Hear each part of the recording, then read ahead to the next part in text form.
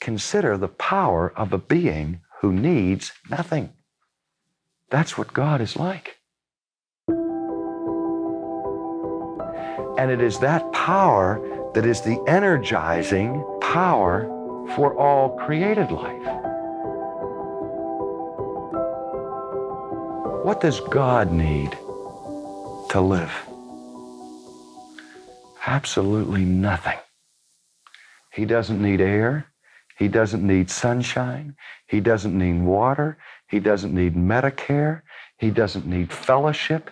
He needs absolutely nothing. What could you possibly do to add to the fullness of God's being and sufficiency? God doesn't need you. He doesn't need anything from you or anything about you. And He doesn't need me. Sometimes we actually like to think that if it weren't for us, God's kingdom would perish and God Himself would be deprived if somehow we did not do our thing.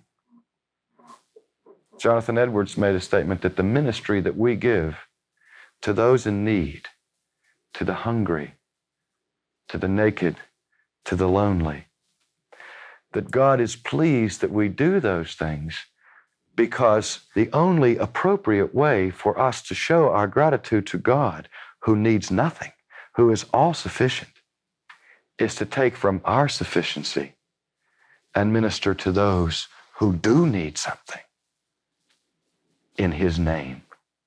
See, it's the whole impetus for ministry. Not because we're giving it to God. He doesn't need it. But He has been pleased that we give it to those who do.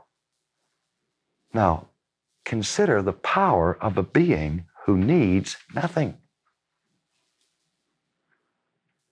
That's what God is like. And it is that power that is the energizing power for all created life. And you know, one of the titles of the Holy Spirit is the word dunamis. The power of God, the dynamite of God. It is the Holy Spirit who has the power of being itself within Him.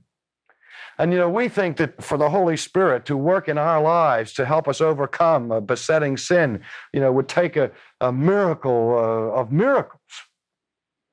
Do you have any idea of the power that is latent in the presence of God, the Holy Spirit? It's the power by which the worlds were made. It's the power by which that tree continues to exist. It's the power by which the rock holds itself together rather than whirling away. It's all the power of atomic energy, the power of electricity, the power of gravity, the power of the sea, the power of the wind, the power of the earthquake. All of that together doesn't add up to a thumbnail's worth of power of God the Holy Spirit, because God the Holy Spirit has the very power of being, without which nothing exists at all.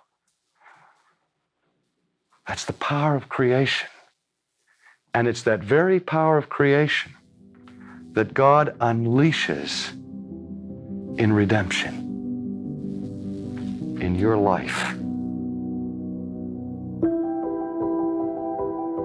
Thank you for listening.